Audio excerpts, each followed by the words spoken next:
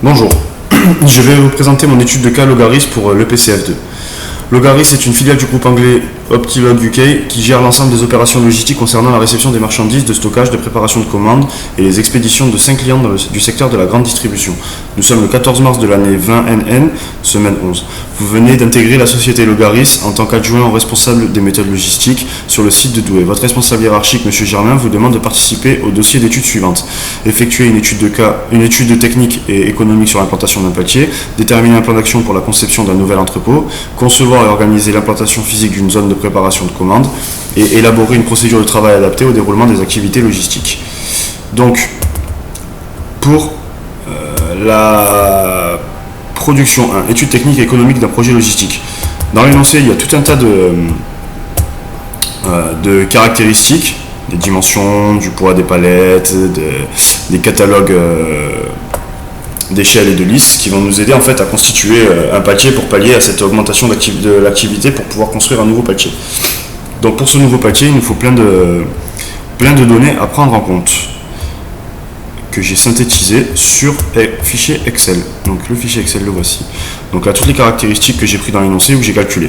Donc 1,350 m la hauteur d'une charge palettisée, le nombre de palettes par alvéole qui est de 3, la hauteur sous plafond 7,30 m, la largeur d'une palette 80 cm, la longueur d'une palette 1,20 m, la taille nécessaire par alvéole 3000 mm, donc 3 mètres. Pourquoi 3 mètres? Parce que 3 x 80 la taille des palettes, plus l'écart entre les palettes et les échelles aux extrémités, plus l'écart entre chaque palette, et ainsi que la largeur de l'échelle à gauche et à droite, aux extrémités. Donc, 80 cm la palette est pas 120 parce qu'il est dit dans l'énoncé qu'elles sont rangées, elles sont stockées de façon longitudinale. Donc 3 x 80 plus l'espace, la sécurité de manœuvre entre l'échelle et la palette de gauche qui est de 10 cm, entre la palette de gauche et la palette du milieu 10 cm, entre la palette du milieu et la palette de droite 10 cm, entre la palette de droite et l'échelle, l'extrémité de droite 10 cm, ainsi que voilà, et les tailles des échelles de 10 cm à droite et à gauche. Ce qui nous fait un total de 3 mètres. C'est la taille nécessaire par alvéole minimum. La largeur de l'échelle, donc 10 cm, je viens de vous l'énoncer. Le poids d'un carton qui est de 13 kg, 4 litres de 16 cartons, donc 4 fois 16 fois 13 kg, ce qui représente 832 kg, donc ça c'est la charge palettisée, non la charge pardon, le poids de la charge, ainsi que le poids de la palette 25 kg, donc la charge palettisée est de 832 kg plus 25 kg, 857 kg au total. 3 palettes par alvéole, donc 3 charges palettisées de 857 kg qui font 2 tonnes 571. Pour choisir nos lisses et nos échelles, surtout pour notre échelle, nous aurons besoin, pour nos lisses pardon, nous aurons besoin de cette info que j'ai schématisée, c'est-à-dire les trous de perforation, pour savoir à quel endroit nous allons positionner nos lisses pour déterminer une hauteur. Donc j'ai schématisé une hauteur de charge palettisée, comme on range ci-dessous, enfin sur l'écran pardon. Donc vous avez la hauteur de la charge palettisée qui est à 1,35 m, la marge de manutention verticale qui est de 10 cm de plus, donc à 1,45 m, et en fait à gauche là sur l'échelle je vous ai mis tous les trous de perforation qu'il y a sur l'échelle, tous les 7 cm et demi, donc 7 cm et demi, plus 7 cm et demi 15 cm, plus 7 cm et demi 22 cm et demi, ainsi de suite jusqu'à 142 cm et 150 cm. Pourquoi 150 cm? Parce que la hauteur de la charge palettisée plus la marge de manœuvre verticale qui est de 10 cm, donc on arrive à 145 cm. En arrondissant au-dessus, nous prenons le trou de perforation qui est à 150 cm. La première lisse sera donc à 150 cm. On pourra en installer une seconde à 3 mètres, 150 cm puis 150 cm, ainsi que une seconde paire de lisses, donc la seconde paire de lisses à 3 mètres, et une troisième paire de lisses à 4,50 m. Et nous n'irons pas plus haut, nous ne mettrons pas d'autres lisses, et je vous expliquerai un peu plus tard pourquoi. Donc pour choisir les lisses,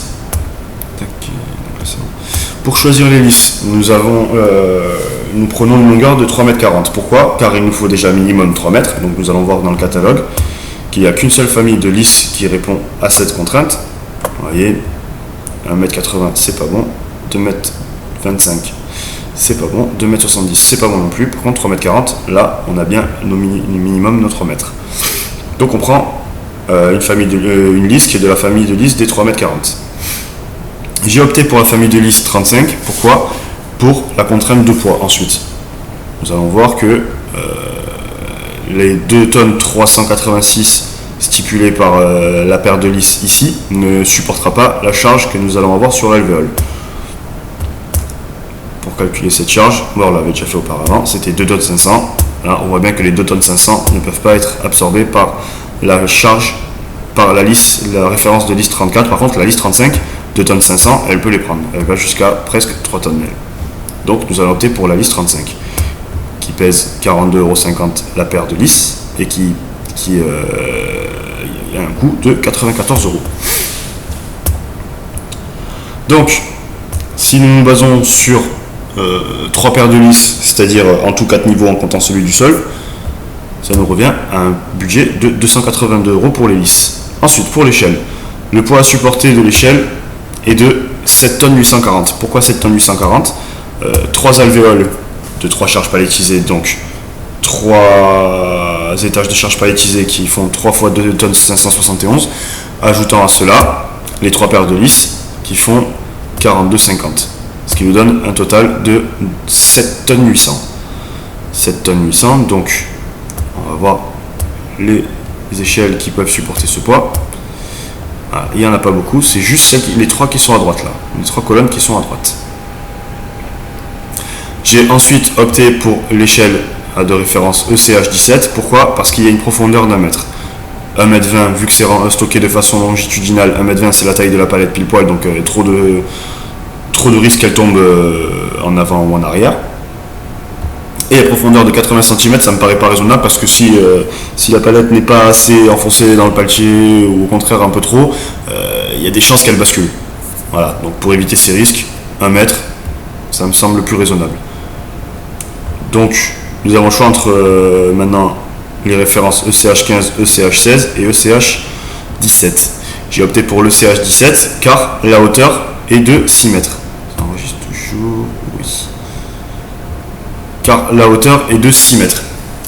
Sachant que nous avons vu auparavant que notre première lisse est à 1,50 m, notre seconde à 3 mètres du coup, et notre troisième paire de lisses à 4,50 m.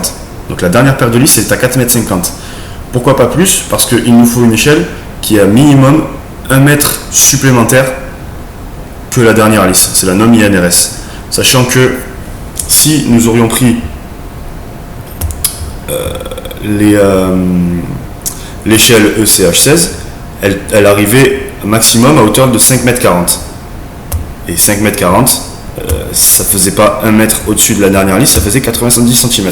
Donc il faut prendre la référence ECH17. Donc la profondeur 100 mm et le prix unitaire de celle-ci est de 114. 8 minutes 20, j'ai encore une minute. Ensuite pour les sabots de protection, 2 sabots par échelle, 4 vis, c'est pas des vis, c'est des chevilles, 4 chevilles par sabot, donc 8 chevilles par échelle. Prix pour 4 chevilles et les sabots 25,90. Il en faut 2 par pied d'échelle, vu qu'il y a 2 échelles, c'est une paire d'échelles en fait, c'est 2 extrémités, ça fait 2 fois 25,90, ça fait 51,80 €. Et je vais m'arrêter là pour la première vidéo, je vais finir sur la deuxième.